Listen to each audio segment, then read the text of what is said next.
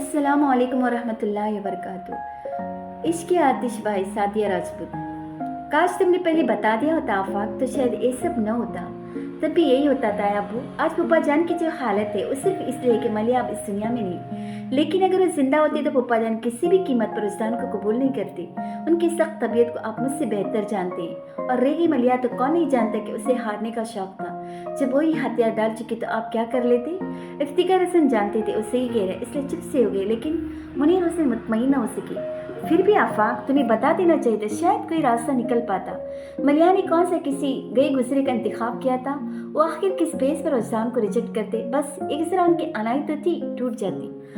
आफाक सही कह रही चाचू, वाकई कोई रास्ता नहीं था। मलिया कभी भी पप्पा जान की मर्जी के बगैर उस्तान से शादी नहीं करती, और पप्पा जान भी उसकी इस कमजोरी से वाकिफ थे। फिर भला वो रजामंदी देते ही क्यों। बल्कि सच तो ये है मलिया की उसी कमजोरी ने पप्पा जान की अना को आसमान पर चढ़ा रखा था। मैं मानती हूं उनका रवैया मलिया के साथ हमेशा ही नारवा रहा, लेकिन मलिया ने भी तो कभी पलट कर शिकायत नहीं की। फिर वो क्यों एहसास करते। अब इन बातों का क्या फ़ायदा, जितना जिक्र करोगे इतना ही दिल जलेगा। बस सब खत्म करो इस किस्से को। छोटी ममानी के लिए सचमुच ये टॉपिक बहुत तकलीफदार था। वो झंझला कर बोले, आफाक मुझे वजदान के पास ले जाओ, न जाने किस हाल में होगा। इफ्तिकार हसन फिक्रमंद से हो गए थे।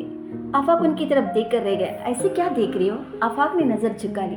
यही तो पता नहीं चल रहा कि वो किस हाल में है। क्या मतलब। आमना खाला ने ठिठक कर पूछा। वजदान परसों रात से लापता है। क्या कहा। बड़ी मम्मा ने सहम कर बोली, मैं ठीक कह रहा हूँ, वजदान घर से चला गया है। परसों जब मैं उसे कब्रिस्तान से लेकर आया था तो उसकी दिमागी हालत नॉर्मल नहीं थी। फिर मैंने उसे घर ड्रॉप किया था, ये सोच कर के कुछ देर आराम करने से उसकी हालत संभल जाएगी, मगर वो घर से चला गया। उसके निकलते अंकल और मुजम्मिल भाई उसकी तलाश में लग गए थे, मगर कोई फायदा नहीं हुआ। वो अभी तक लापता है। सब दोस्तों रिश्तेदारों के घर चेक कर लिया, पूरे शहर के अस्पताल देख लिए, लेकिन वो कहीं नहीं मिला। कल मैं और सजिद मुजम्मिल भाई और अंकल के साथ मिलकर सारा दिन उसे सड़कों और पार्कों में तलाश करते रहे। शहर का कोई कोना ऐसा नहीं छोड़ा जहाँ हमने उसे न ढूंढा हो। समझ नहीं आता उसे जमीन निकल गई या आसमान, कहीं से कोई खबर तक नहीं मिलती। अब तो पुलिस में भी रिपोर्ट करा दी है और सुबह के सब अखबारों में उसकी गुमशुदगी का इश्तिहार भी छप गया है। दुआ करें कहीं से कोई इत्तला मिल जाए। इस नई इफ्तार पर हर कोई चुप सा हो गया। या अल्लाह, ये क्या हो रहा है। हर तरफ से बुरी खबरें मिल रही है। सुकून तो जैसे अब हमेशा के लिए रुखसत हो गया। इफ्तिकार हसन घबरा कर बोले। मुनीर हुसैन ने एक नज़र अपने भाई को देखा जो टूट से गए थे। फिर आफाक से तेज लहजे में बोले, तुम ये सब आज बता रहे हो। और क्या करता, जैसा आनिया गुजर चुका, और क्या कम है जब मैं आप सबको और परेशान करता। अच्छा अब ये बातें छोड़ो, बड़ी मम्मा ने परेशान से लहजे में बोली। फिर अपने शोहर से कहा, इफ्तिकार हमें वजदान के घर चलना चाहिए। भाईजान आप वहाँ नहीं जाए तो बेहतर है। क्यों। उसे देख कर बोले, क्योंकि आप बार बार मलिहा का नाम लेकर रोने लगती हैं, और मैंने वजदान के घर वालों को मलिहा से अपने रिश्ते के बारे में कुछ नहीं बताया है, और शायद वजदान ने भी ऐसी कोई बात नहीं की, वरना जरूर जिक्र करते। फिर उन्हें मलिहा के इंतकाल के बारे में भी कोई इत्तला नहीं। लेकिन तुमने ये सब उनसे क्यों छुपाया जबकि इसकी जरूरत नहीं। मुनीर हुसैन की बात सुनकर आफाक ने कहा, तो क्या बताता कि मलिया की मौत के सदमे ने वजदान के दिमाग पर असर किया है, और उसने होशमंदी में नहीं बल्कि पागलपन की कैफियत में घर छोड़ा है, ताकि उनकी दिलों से राहत से इत्मीनान भी रुखसत हो जाए, जैसे मेरे दिल से रुखसत हो गया है। और अब तक तो दर दर भटकता और सचमुच पागल हो गया होगा। गलत लोगों को दिल में जगह दी। उन दोनों ने तो अपने दिल के आगे किसी और के दिल की परवाह नहीं की। आफाक दिल गिरफ्तार सा हो गया और चश्मे तस्वर से वजदान को करिया करिया दीवानों की तरह भटकते देख रहा था। मगरिब की नमाज के बाद नमाजी मस्जिद से निकल रहे थे जब वो खस्ता हाल शख्स एकदम कहीं से आ धमका। उसके सर की बाल और बड़ी हुई दाढ़ी में गिरद जमी हुई थी। कपड़ों की हालत अबतर हो रही थी। ढेरों मिट्टीले जख्मी पांव जूते की कैद से आजाद थे। और यकीनन कोई दीवाना ही था जो एक ही को पकड़ कर पूछ रहा था, तुमने उन्हें देखा है। अभी अभी वो इधर थे। नहीं नहीं उधर नहीं, उधर। हाँ उधर ही थी। फिर पता नहीं किधर गई। उन्हें जाते देखा है। उससे पहले मस्जिद की सीढ़ियों की तरफ इशारा किया, फिर फौरन ही उन्हें मना करते हैं वो अंदर बरामदी की तरफ इशारा करने लगा, मगर किसी ने इस पर ध्यान नहीं दिया। हर शख्स उससे बचकर निकलने की कोशिश में था। वो इल्तिजाई करने लगा, कोई तो बता दे वो कहाँ गए, कब से ढूंढ रहा हूँ। कोई तो मुझे भीख में उनका दीदार दे दे। अपनी फरियाद के राय का जाने पर उसने एकदम ही सफ़ेद कॉटन की कल्प लगे शलवार कमीज में मलबूस सियाह रंगत के मोटे से आदमी को दबोच लिया। उस पर जुनून सवार होने लगा था। मोटे को झंझोड़ते हुए चीखने लगा, तू बता मुझे वो कहाँ है। बता, मैं जानता हूँ तुझे पता है, बोल किधर है वो। पहले तो इस इफ्तार पर घबरा गया, फिर खुद को छुड़ाकर इकार से जोरदार थप्पड़ उसके गाल पर जड़ दिया। हट पागल कहीं का, सारे कपड़ों का सत्यानाश कर दिया। और वो थप्पड़ खाकर गिर पड़ा। तभी उसे नमाजियों की भीड़ के अंदर किसी की झलक नजर आई थी। वो झटके से उसकी उस तरफ बढ़ा।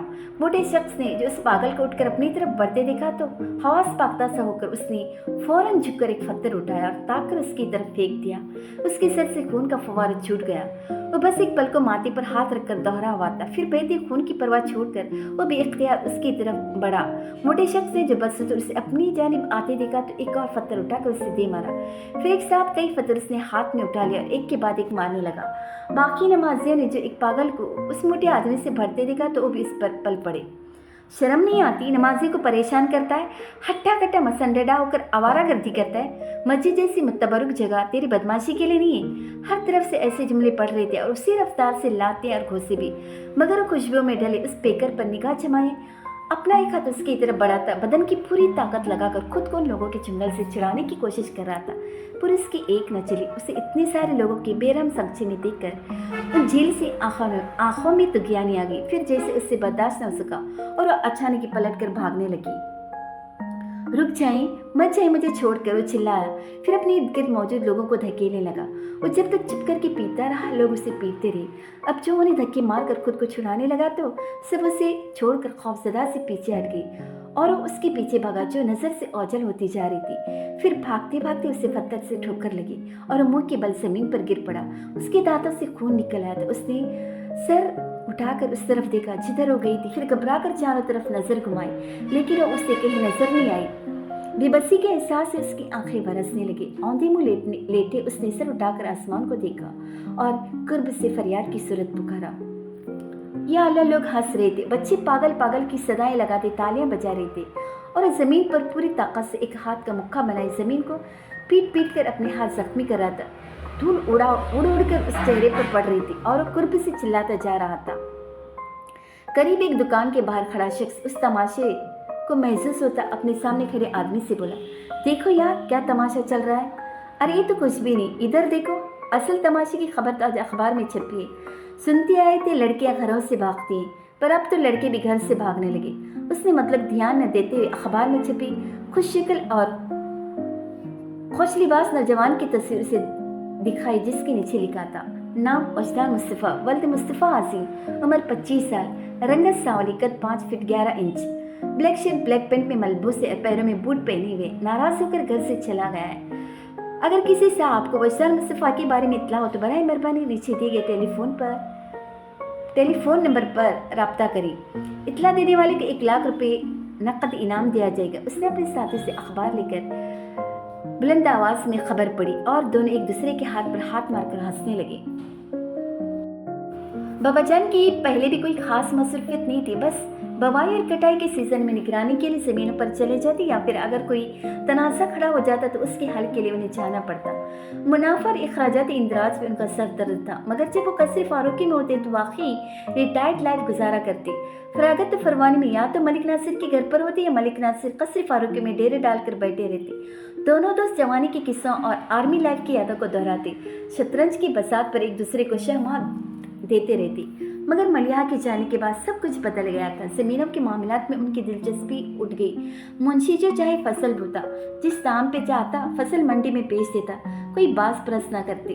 कितनी बार नूरुल हुदा से भी कहा कि अब वो जमीनों के मामलात हैंडल नहीं कर पाते, इसलिए नूरुल हुदा उनका इंतजाम अपने हाथ में ले ले। मगर नूरुल हुदा ने साफ जवाब दे दिया, अगर आप ज़मीनों के मामलात नहीं संभाल सकते तो बेच दें, मुझे अपने बिजनेस से फुर्सत नहीं। और ज़मीनों को बेचना बाबाजान का गवारा नहीं था।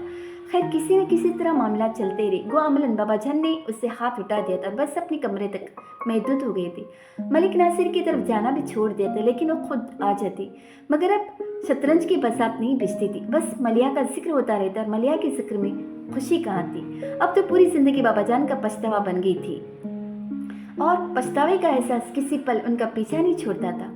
उनके पास मलिया को याद करके आंसू बहाने के सिवा कोई काम नहीं था। एहसास जुर्म से बेहाल वो बंद कमरे में मलिहा की तस्वीर के आगे चिल्लाया करते थे, मलिहा मेरी जान, अपने बाबा को माफ़ कर दो, मेरे गुनाह बख्श दो बेटा, तरस खाओ अपने पाप पर। वो मलिहा की तस्वीर को सीने से लगाए रोते जाते। नूरुल हुदा की बेइतनाई उससे सिवा थी। उन्होंने बाबाजान से न कोई झगड़ा किया और नाराज़गी का इजहार, बस उनसे लाताल्लुक हो गई। बाबाजान की चीखें उनके कानों तक भी आती थी, मगर वो कभी उन्हें दिलासा देने नहीं आए الٹا अपनी सर्द मैने से उनके एहसास जुर्म को और भी सहते जाती। उन्होंने बाबा जान को घर में रखे सामान की तरह समझ लिया, कभी उनके कमरे में झांकने की जहमत भी नहीं की, और अगर कभी बाबा जान ही उनके पास चले आते तो इस तरह नजर अंदाज करते कि कट से जाती। मगर शिकायत कैसे करती? उन्होंने भी तो कभी मलिया को खुद से करीब नहीं होने दिया था। लेकिन मलिक नासिर से बर्दाश्त नहीं हो सका और नूरुल हुदा के पास जा पहुंचे। जिस शख्स ने तुम्हें कभी पाप की कमी महसूस नहीं होने दी, उसके साथ तुम्हें सलूक कर रहे हो, काट कबाड़ की तरह से कोने में डाल दिया है। नूरुल हुदा उनके जलाल के जवाब में बेतासर लहजे में बोली, आप किस सलूक की बात कर रहे हैं अंकल? मेरी तरफ से बाबा जान के साथ कोई ज्यादती नहीं हुई। इस घर में उनका जो मर्तबा और मकाम कल था वो आज भी है। घर की सारे मुलाजिम उनके हुक्म के पाबंद हैं और मैंने खुद भी उन्हें सख्ती से इजाज़त दे रखी है कि बाबा जान की आराम और आसाइश का ख्याल रखें। नौकर तुम्हारा अमल बदल नहीं हो सकती नूरुल हुदा। क्या तुम्हें खबर भी है अजहर कई दिन से बीमार है? क्या तुम्हें इतनी तौफीक भी नहीं हुई कि जाकर इस बीमार आदमी की खैरियत दरियाफ्त कर लो जिसने तुम्हें औलाद की जगह दे दी है? बाबा जान बीमार है, इस ख्याल से वो अंदर ही अंदर बेचैन हो गए, लेकिन जब बोले तो उनकी आवाज़ जज्बात से खाली थी। घर में तीन ड्राइवर मौजूद हैं। अगर वो बीमार है तो मुझसे कहने की ज़रूरत नहीं, वो ड्राइवर के साथ अस्पताल जा सकते हैं, और अगर खुद न भी जाना चाहे तो डॉक्टर को फ़ोन करके घर पर बुलवा ले। मलिक नासिर उनकी बेइज्जती पर हैरान रह गए। उसकी बीमारी का इलाज डॉक्टर के पास नहीं, तुम्हारे पास है। तुम तो अपनी ज़िंदगी में मगन हो गए, लेकिन उन्हें तुम्हारी ज़रूरत है। कभी दो घड़ी के लिए से उनके पास बैठ जाया करो। तन्हाई को झेलना आसान नहीं होता। तन्हाई? वो जहर खंत होकर बोली। फिर उठे और सोफे के बैग पर जाकर दोनों हाथ उसकी पुश्त पर रखते हुए कहने लगे, तन्हाई को झेलना आसान नहीं मलिक अंकल। और मलिहा ने जज्बाती तन्हाई के साथ 9 साल गुजारा है बिना शिकायत की, और बाबा चंद महीनों में शिकवा करने लगे। मलिक नासिर हक्का बुक्का रह गए। तुम एक बाप से उसकी बेटी की मौत का इंतकाम लेना चाहते हो? क्या तुम्हें हक है? मरने वाली अगर मलिया हो और मारने वाले बाबा जान, तो हादी भाई को हक है कि मलिया की मौत का इंतकाम ले सके। उनके लहजे में कोई गुंजाइश न पाकर मलिक नासिर चुपके चुप रह गए। बाद में बाबा जान ने कहा, नूरुल हुदा से बदगुमान न होना मलिक, उसने मेरे साथ कोई ज्यादती नहीं की। मैं उसी सलूक का खदार हूँ। उसने तो बहुत साफ साफ कह दिया था कि उसे मलिया के साथ की कोई ज़रूरत नहीं और यूँ भी उससे मोहब्बत कर लेगा, मगर मैंने ज़बरदस्ती मलिया को उसके साथ नहीं करना चाहा। वो मलिया की तकलीफ बर्दाश्त नहीं कर पाता था। कहाँ तो मैंने उसे ही मलिया की तकलीफ बना दिया। ज़रा सोचो तो मलिक, मेरे हाथों में उसका कितना भारी नुकसान हुआ है। फिर वो इतना बड़ा ज़र्फ कहाँ से लाए कि मुझे माफ़ कर सके? पछताने से कुछ हासिल नहीं होता, लेकिन पछताओं से दामन छुड़ाना बहुत मुश्किल है। सूबे पंजाब के दूर दराज इलाके में सरहदी पट्टी के बिल्कुल करीब वाक़या पसमंदा गांव जिनको आबादी महज चंद नफूस पर मुश्तमिल थी। मौलवी अब्दुल खालिक का शुमार उस छोटी सी आबादी के मुअज़्ज़िज़ीन में होता था। मौलवी अब्दुल खालिक गांव के मुअज़्ज़िन थे और जमात की इमामत भी उनके फ़राइज़ में शामिल थे। उनसे पहले जिन्हें गाँव वाले अक़ीदत से बड़े इमाम साहब कहते थे, मौलवी अब्दुल खालिक से पहले वही अज़ान नमाज पढ़ाया करते थे। बड़े इमाम साहब दीनदार आदमी थे, लेकिन उन्होंने दुनिया का दामन भी नहीं छोड़ा था। बस कभी दीन और दुनिया में तवाज़ुन कायम रखते हुए उन्होंने अपनी पूरी ज़िंदगी गुजार दी। अपनी बेटी की तरबियत भी उन्होंने उन्हीं खतूत पर की थी। पेश इमाम की जिम्मेदारी संभालने से पहले लाहौर से ग्रेजुएशन कर चुके थे। फिर जब अपने वालिद के पीछे नमाज पढ़ाने लगे तो बड़े इमाम साहब ने उन्हें रोज़गार को अपनाने की तरकीब दी। मौलवी अब्दुल खालिक ने घर के एक कमरे में दुकान खोली। महीने में एक बार दुकान में सामान डालने के लिए शहर का चक्कर लगाते। उनकी दुकान में अशियाए खुद अनोश के अलावा वो बुनियादी ज़रूरियात ज़िंदगी का सामान भी मौजूद होता है, यानी एक लिहाज से उसे गांव का जनरल स्टोर कहा जा सकता था। बड़े इमाम साहब का बरसों पहले इंतकाल हो चुका था। अब तो मौलवी अब्दुल खालिक भी बुजुर्गी की उम्र में दाखिल हो चुके थे। मौलवी साहब ने गांव की एक लड़की के साथ शादी की थी, मगर अल्लाह ने औलाद की नियामत से महरूम ही रखा। रफ़ीका हजरा बीबी वक्त हयात थी और मौलानी जी के लक़ब से ख़ास व आम में मशहूर थी। सालों से मौलवी अब्दुल खालिक एक ही लगी बंदी रूटीन के आदी हो गए थे। फजर के अजान से ज़रा पहले जिस वक्त रात का आखिरी पहर ढल रहा होता वो नींद से जाग जाते, फिर तहज्जुद की नमाज़ पढ़कर बीवी को जगाते, गांव की कच्ची गलियों से गुजरकर मस्जिद आ जाती। फिर जब तक फजर के अजान का वक्त होता मौलवी साहब मस्जिद में झाड़ू लगाकर नमाज़ों के लिए सहन में दौरियाँ बिछा चुके होती। नमाज के बाद कुछ देर कुरान पाक की तिलावत करते, फिर अपनी दुकान पर उठ जाती, जो फिर ज़हर की नमाज के लिए बंद हो जाती। नमाज के बाद 1 घंटे का दर्स होता जिसमें बड़े अहकाम शरीयत के बजाय छोटी छोटी आम फहम बातों को शामिल किया जाता, वो बातें जिनसे इंसान के किरदार का बुनियादी ढांचा तश्कील होता है। बड़े इमाम साहब अक्सर मौलवी अब्दुल खालिक से कहा करते थे, असल चीज़ बुनियादी है, तो बुनियाद मजबूत किए जा, इमारत अपने आप सीधी और मजबूत उठेगी। दर्स खत्म करके फिर मौलवी साहब दुकान पर आ बैठते और फिर असर की नमाज पढ़ाकर घर लौटते तो सहन में गांव के बच्चे सेपारे और स्कूल की किताबें लेकर बैठे उनका इंतजार कर रहे होते। मौलवी साहब दुकान और घर के सहन का दरमियानी दरवाज़ा खोल देते और दुकानदारी के साथ साथ दीन और दुनिया की तालीम दी जाती। इस सिलसिला मगरिब तक चलता। फिर इशा की नमाज के बाद मस्जिद में नमाजियों की बैठक होती जिसमें हर तरह के दीनी और दुनियाई मसले ज़ेर बहस लाए जाते।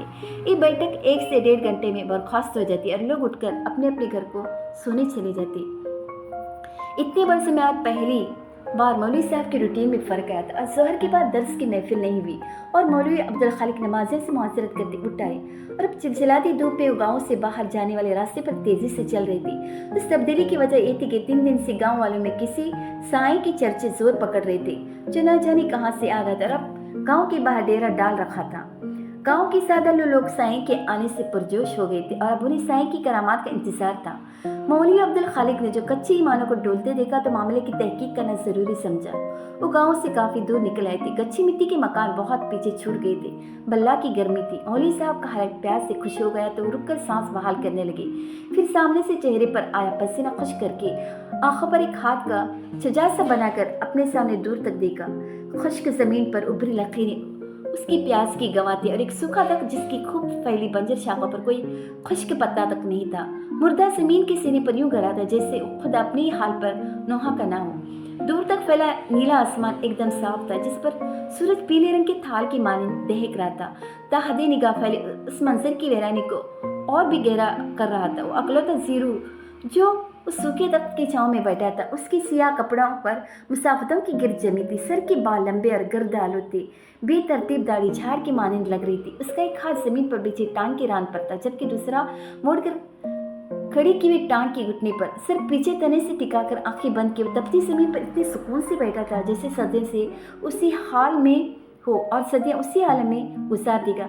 उसके चेहरे के मबहम नुकूच से कुर्ब और अज़ियत के अजीब सी कैफियत झलक रही थी। मौलवी अब्दुल खालिक ने बेसाख्ता झरझरी ली और उसकी तरफ चलने लगे। दरख्त के पास पहुंचकर मौलवी साहब ने कुछ तौक़ुफ़ किया फिर पुकारा, भाई, और उसे मुंतजर निगाहों से देखने लगे कि आंखें खोलकर उनकी तरफ देखेगा मगर उसकी पलकों में तो लर्जिश भी नहीं हुई। मौलवी साहब ने दोबारा उससे मुखातिब किया, कौन हो भाई, कहाँ से आए हो? उसने कोई जवाब नहीं दिया बल्कि ऐसे बैठा रहा जिससे कोई आवाज़ सुनी ही न हो। मौलवी साहब इंतज़ार करते रहे। फिर कहा, यहाँ की तो नहीं लगती। फिर वो क्या ख्वाहिश है जो तुम्हें यहाँ खींच लाई है? उसकी पुरगंदा लिबास पर एक नज़र डालकर ही समझ गए थे कि वो यहाँ का नहीं है तो पूछ लिया। वो आंखें खोले बगैर बोला, बता भी दो तो क्या कर लेगा? जो भी मेरे बस में हुआ। मौलवी साहब उसके सामने ज़मीन पर बैठते बोले तो उसने आंखें खोल दी मगर उन्हें नहीं देखकर आसमान पर नजरें जमाए कहने लगा, एक मुद्दत ख्वाहिश के पीछे भागा हूँ लेकिन अब ख्वाहिश से भागता फिर रहा हूँ मगर वह आंखें जा नहीं छोड़ती। फिर उसने एकदम मौलवी साहब को देखा, तू कोई ऐसी जगह जानता है जहाँ मैं ख्वाहिश से जा छुपूँ? मौलवी साहब ने उसे मुतहरम नज़रों से देखते हुए कहा, वो छलिया, बंदा ख्वाहिश का घर है, ये बाहर खुली नहीं फिरती, आदमी के अंदर चिपके बैठ जाती है। तो अपने अंदर से छुपना चाहता है? अंदर का खुद से करीब न समझ। वो तंबिया के अंदाज में बोलता उन्हें अपनी सुख आंखों से घूरने लगा। ए मच्छल देता है, तू देखेगा तो करीब लगेगा, हाथ बढ़ाएगा तो कुछ हाथ नहीं आएगा। उसने हाथ बढ़ाया फिर खाली हथेली आसमान की तरफ की और गंभीर आवाज में बोला, यह हाथ भर का फासला तो उम्र भर की मसाफत से न मिटे। तुझे कैसे मालूम? मौलवी साहब की बात सुनी थी कि उस पर हिजान तारी हो गया। मैं सर पर दौड़ा हूँ उस सफ़र पर, लेकिन मंजिल की बजाय हर कदम पर ठोकर मिली और मैं हर बार मुंह के बल ज़मीन पर गिर पड़ता। फिर फौरन ही उठकर दौड़ने लगता मगर 1 इंच का फासला भी तय नहीं कर सका। और अब जब मैं इस सफ़र से आजिज़ आ गया तो उसने ख्वाहिश को मेरे पीछे लगा दिया। जहाँ जाता हूँ पास चली आ जाती है लेकिन वो हाथ भर का फासला नहीं मिटता। उसकी आवाज़ में किसक थी। फिर वो अचानक ही आसमान की तरफ देखकर चिल्लाने लगा, मकर करता है मेरे साथ, फरेब देता है, कैसा खुदा है तो बंदे को धोखा देता है, हंसता है मुझ पर, पागल है पागल है। फिर वो मिट्टियाँ और कंकर मिट्टियों में भर भर कर आसमान की तरफ फेंकने लगा। ए ले, निकल यहाँ से, चला जा, नहीं जरूरत मुझे तेरी, मजाक उड़ाता है मेरा। मौलवी साहब लब भेजते उसे देख रहे थे। उन्होंने उसे रोकने या काबू करने की कोशिश नहीं की। फिर वो एकदम उनकी तरफ पलट कर बोला, तूने आवाज़ सुनी? वो आसमानों पर बैठा मुझ पर हंस रहा है, खूब ऊंची ऊंची आवाज़ में। फिर उसने ढूंढ कर एक पत्थर उठाया और आसमान की तरफ उछाल दिया। तू चला जा, क्यों नहीं जाता यहाँ से? जा, चला जा, अकेला छोड़ दे मुझे। पत्थर उठा कर फेंकते उसे अचानक ही जाने क्या नजर आ रहा था कि एक जानिब नजरें जमाए सहमीम अंदाज में पीछे को हटने लगा। वो ठोकर खाकर गिरा भी मगर रुका नहीं और जमीन पर खुद को घसीटता दरख्त के तने से जा लगा। जाएं, चली जाएं, क्यों बार बार आ जाती, खुदा के लिए चली जाएं। वो हाथ उठाकर हिलाता जाने किसे चले जाने को कह रहा था। मौलवी साहब ने मुड़कर देखा भी लेकिन उन्हें तो कोई नजर नहीं आया और वो बदसतूर कहता जा रहा था, और कितना बर्बाद करेंगी मुझे, कितना सताएंगी, अब और बर्दाश्त नहीं होता। हसरत भरे लहजे में कहते उसने इसे बाजू में छुपा लिया और बच्चे की तरह फूट फूट कर रोने लगा। चली जाए यहाँ से, चली जाए। मौलवी साहब गहरी नजरों से उसे देखते रहे, फिर उसे रोता बिलखता छोड़कर गाँव की तरफ चल पड़े। अगले दिन दर्स के बाद मौलवी अब्दुल खालिक घर आए तो मुल्ला ने जी से कहकर खाने की ट्रे तैयार करवाई, फिर उसे कपड़े से ढककर गांव से बाहर निकल आए। देनू तांगे वाला रोज की तरह सवारियां उतारकर दोपहर को खाना खाने घर को जा रहा था। मौलवी अब्दुल खालिक को देखा तो तांगा रोक लिया। सलाम मौलवी साहब। वालेकुम अस्सलाम। घर जा रहे हो इल्मुद्दीन? वो मुअद्दब अंदाज में बोला। जी मौलवी साहब, पर आपका इरादा किधर को है? हुक्म हो तो छोड़ आऊं। उसकी पुरखुलूस पेशकश के जवाब में मौलवी अब्दुल खालिक मुस्कुराए और कहा, क्यों जहमत करते हो भाई, मैं तो बस जो मेहमान गांव के बाहर आकर ठहरा है उसे खाना देने जा रहा हूँ। साईं की बात कर रहे हैं? उसने कहा। फिर बोला, लेकिन वो तो चला गया। चला गया? मौलवी साहब हैरत से बोली, कहाँ चला गया? वो तो पता नहीं, पर कल शाम से उसे किसी ने नहीं देखा। मौलवी अब्दुल खालिक ने उसकी बात सुनी, फिर खुद कलामी करते बोली, हैरत है, मुसाफिर के पैरों में जंजीर करने का वक्त आ गया है और वो अभी तक भागता फिर रहा है। क्या करे मौलवी साहब? वो खाक भी नहीं समझा। मौलवी साहब उससे लाताल्लुक अपने सोच में डूबे रही, फिर नजर उठाकर उसके उलझन भरे चेहरे को देखा और कहा, वो कहीं नहीं जा सकता इल्मुद्दीन, उसका सफर तमाम हुआ। अब वो जितना भी भाग ले उसे लौट कर यहीं पर आना है। अपनी बात कहकर वापसी के रास्ते पर पलट गए, लेकिन बेचारा देनू कितनी देर बीच रास्ते में खड़ा उनकी बात से मतलब अक्स करने की कोशिश करता रहा। अगले दिन फिर मौलवी साहब दर्स के बाद घर आए तो खाने की ट्रे बनवाकर हाथ में उठाए गांव से बाहर आ गए, मगर आज भी उन्हें ट्रे उसी तरह घर वापस ले जानी पड़ी। तीसरे दिन भी वो ट्रे ले गांव से बाहर निकल आए थे। वो दूर से देख चुके थे कि दरख्त के पास कोई नहीं था। उनके माथे पर शिकनी उभर आई। आज वापसी के लिए कदम मोड़ते उनके चेहरे पर तरद्दुद था। देनू अपना तांगा ले गांव से बाहर निकल रहा था। उस वक्त सवारियां भी उसके साथ थीं। फिर भी मौलवी अब्दुल खालिक को देखकर उसने तांगा रोक दिया। कब तक उसका इंतजार करते रहेंगे मौलवी साहब? वो जैसे कि पैरों को वापसी का रास्ता नहीं मिलेगा। वो भेद से बोली, तुझे क्या लगता है इल्मुद्दीन, वो यहाँ सिर्फ सूरत दिखाने आया था? उसका यहाँ दिल से रिश्ता तय है। अब चाहे उसके पैरों को वापसी का रास्ता ना मिले, जिसने उसकी तकदीर लिखी है वो खुद उसे हाथ थाम कर यहाँ ले आएगा। अपनी बात कहकर चलते चले गए और देनू एक बार फिर शशपंज में मुब्तला हो गया कि सोची पे गया। देनू चल पड़, शामो शामी वापस भी आना है। पीछे बैठे शख्स ने उसने टोका तो वो चच चच की आवाज निकालता तांगा बढ़ा ले गया। मगरिब की नमाज का वक्त हो चुका तो मौलवी साहब दुकान बंद करके बच्चों को पढ़ता छोड़कर मस्जिद आ गई। वजू करके आजान दी, फिर बाजमात नमाज की इमामत करवाई और दुआ मांगकर तस्बीह के दाने गिराते घर की तरफ चल दी। 14-15 साल का लड़का भागता हुआ मौलवी साहब चिल्लाता उनके पीछे आ रहा था। मौलवी साहब ने सुना तो रुक गई और पलट कर उसे देखने लगी। वो करीब आया तो पूछने लगी, क्या बात है मुनव्वर अली? वो अथल पथल सांसों के बीच जल्दी में बोला, देनू तांगे वाला आपके मेहमान के साथ हकीम जी की दुकान में बैठा है। उसने कहा था आपको खबर कर दूं। मौलवी अब्दुल खालिक हैरान से कहने लगे, मेरा मेहमान कौन हो सकता है और इल्मुद्दीन को कहाँ मिल गया? वो तो पता नहीं मौलवी साहब। अच्छा ठीक है, मैं जाकर देखता हूँ, उन्होंने कहा। हकीम जी मतलब की तरफ चल पड़े। उनकी पहली नजर इल्मुद्दीन के चेहरे पर पड़ी थी और दूसरी लकड़ी के बेंच पर आंखें बंद के लेटे साईं पर, जिसके पांव पर हकीम जी मरहम लगा रहे थे। मौलवी साहब तेजी से आगे आ गई। ये तुम्हें कहाँ मिल गया इल्मुद्दीन? लॉरी अड्डे पे सवारियों का इंतजार कर रहा था कि ये मुझे टिकट घर की दीवार के साथ पड़ा हुआ नजर आया। पास जाके देखा तो बेहोश था और बदन ऐसे तप रहा था कि हाथ न लगाया जाए। बस मौलवी साहब, फिर मैंने ऐसे जैसे तैसे करके तांगे में डाला और गांव पहुंचते ही सीधा हकीम जी के पास ले आया। ये तुमने बहुत अच्छा किया। उसके चेहरे को देखते हुए इल्मुद्दीन से बोले, जो सादा से जुमले पर ही फूल कर कपा हो गया था। फिर उसकी बहुत कहने के बावजूद भी मौलवी अब्दुल खालिक ने उसे हकीम जी की फीस अदा करने नहीं दी और खुद अपनी जेब से पैसे निकालकर गुलक पर बैठे शख्स को थमा दिए। ये दवा 3 टाइम से खिला देना। चलते हुए हकीम जी ने पुड़िया में बंद सफूफ उन्हें देकर कहा। मौलवी साहब ने पुड़िया लेकर उन्हें सलाम किया, फिर साईं को बेहोशी की हालत में ही उठाकर देनों के तांगे में ही अपने घर ले आए। शाम के साए गहरे होने लगे थे और अंधेरा फैलने लगा था। मौलवी अब्दुल खालिक अंदर से छोटा टेबल उठाकर ले आए और उसके सराहने रखकर मिट्टी के तेल से जलने वाला लैंप रोशन करके टेबल पर रख दिया। मुल्लानी जी भी सूरत हाल का जायजा लेने के लिए बाहर आ गए। एक किसे उठा लाए मौलवी साहब?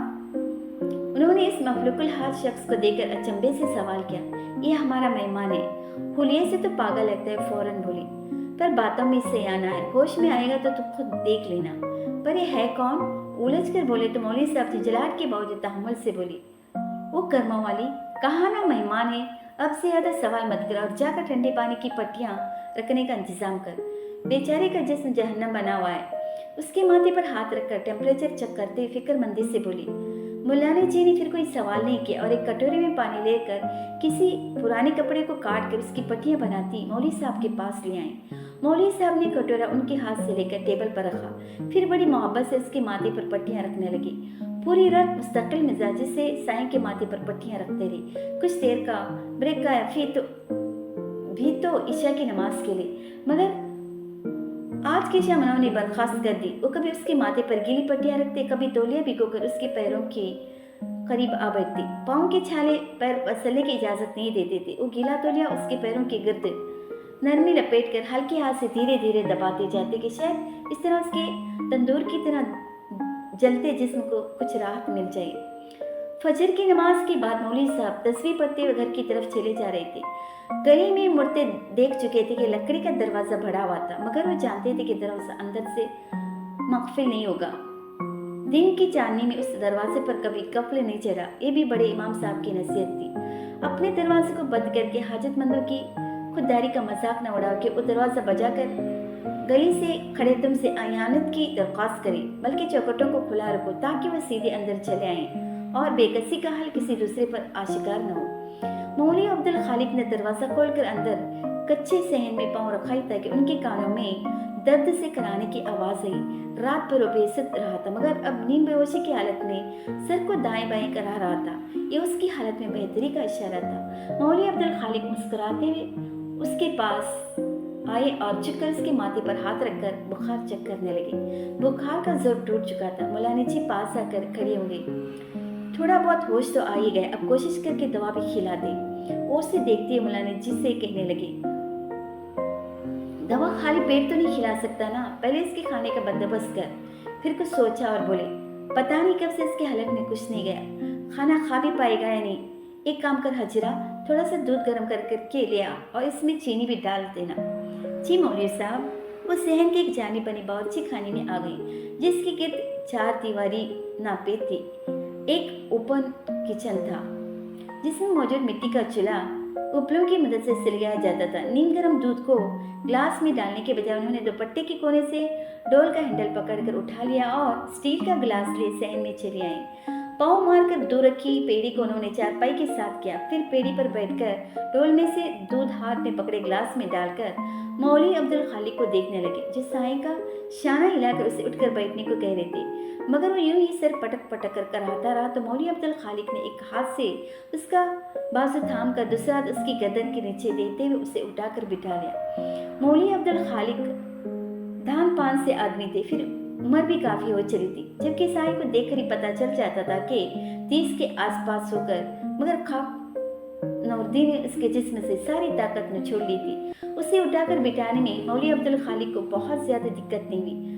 वो बैठ चुका तो मौलवी अब्दुल खालिक ने मुल्लानी जी के हाथों से गिलास लेकर उसके होठों से लगाया, मगर नींद बेहोशी के बावजूद उसने गिलास हाथ मारकर दूर कर दिया, जिससे दूध छलक कर मौलवी साहब के हाथ और कपड़ों पर गिर पड़ा तो डपट कर बोले,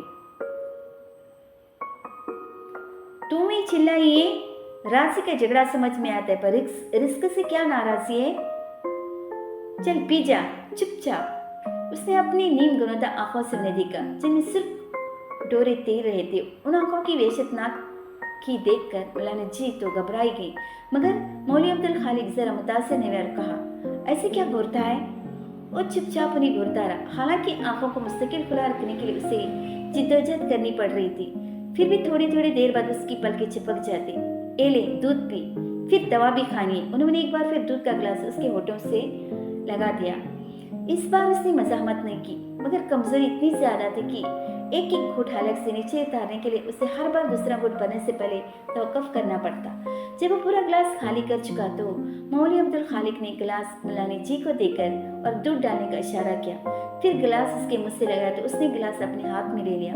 दूसरा गिलास पहले गिलास से कम वक्त में खत्म हो गया था। तीसरा गिलास भरकर उसे पकड़ाते उन्होंने एक पुड़िया खोलकर उसके हाथ में दे दिया और कहा, ये दवा है, खा ले। उसने बिना चोनो चरा के वो पुड़िया हलक में झाड़ कर चंद घूंट भरे, फिर गिलास वापस करके चारपाई पर गिर सा गया। वो पूरा दिन उस नींद बेहोशी की कैफियत में गुजारा। रात हुई तो मौलवी अब्दुल खालिक अपने चारपाई को उठाकर उसकी चारपाई के पास ले आए। इरादा था कि पिछले रात की तरह रात भर जाकर उसका ख्याल रखेंगे। आधी रात तक तो हो जाके, मगर इस उम्र में इतनी मशक्कत की जिस्म इजाजत भी तो नहीं देता, बल्कि अभी कल की थकन बाकी थी। वो तो कुछ देर कमर सीधी करने के इरादे से लेटे थे, पर आंख लग गई। हंसबे आदत तहज्जुद के वक्त आंख खुली तो हड़बड़ा कर उठ बैठे। गर्दन मोड़कर साईं की चारपाई पर नजर डाली तो वहां कोई नहीं था। उन्होंने फौरन बैरूनी दरवाजे की तरफ देखा। वो चौपट खुला था। बड़ी पक्की जिद लगाई और बड़बड़ाई, फिर उठकर दरवाजा बंद करके सहन में उस तरफ आ गई जहां हैंड पंप लगा था और एक हाथ से पंप चलाते बाल्टी में वजू के लिए पानी जमा करने लगे। दोपहर में जहर की नमाज के बाद दर्द से फारिग होकर वो घर लौटे तो गर्मी से बुरा हाल था। हालांकि सिर पर पहनी टोपी के ऊपर उन्होंने साफा भी लपेट रखा था, फिर भी लग रहा था जैसे दिमाग खोल रहा हो। घर में दाखिल होती उन्होंने आवाज लगाई, हाजिरा एक गिलास पानी पिला दे। पानी लाने का कहकर वो रुके नहीं और सहन के आखिर में बने दो कमरों में से एक में घुसकर अंदर चारपाई पर बैठ गई। बिजली का तो कोई वजूद ही नहीं था। वो तकिए पर रखा पंखा उठाकर टोपिया साफा साइड में रखते हाथ से पंखा चलने लगे। चंद लम्हों बाद ही मुलानी जी हाथ में पानी का गिलास ले कमरे में आ गई। उन्होंने मुलानी जी के हाथ से गिलास ले लिया और मुंह तक भी ले गए, लेकिन होठों से न लगा सके। कमरे की ठंडी नीमदारी फिजा में बैठे हुए उसका ख्याल आ गया जो उस तपती दोपहर में खुले आसमान के नीचे बैठा खुद को दुलसा रहा होगा। क्या बात है मौलवी साहब, आप पानी क्यों नहीं पीते? उन्हें सोच में गुम देकर उन्होंने टोका तो मौलवी अब्दुल खालिक बड़बड़ाने लगे, उससे भी तो प्यास लगी होगी, उसका भी हलक सूखता होगा। कौन मौलवी साहब, किसकी बात कर रहे हैं? वो नासमझी से पूछने लगे, लेकिन मौलवी अब्दुल खालिक जवाब दे बगैर बाहर निकल आए। मटके से पानी जंग में उंडेरा और गिलास पकड़कर दरवाजे से निकल गए। उन्होंने दूर से ही उसे टनमन दरख्त के साए में बैठा देख लिया। इत्मीनान का सांस लेते उन्होंने अपनी रफ्तार बढ़ा दी। सर झुकाकर बैठा उंगली से जमीन पर लकीरें खींच रहा था। जगह गिलास उसके सामने रखते वो जमीन पर बैठे तो उसकी तपिश का एहसास हुआ।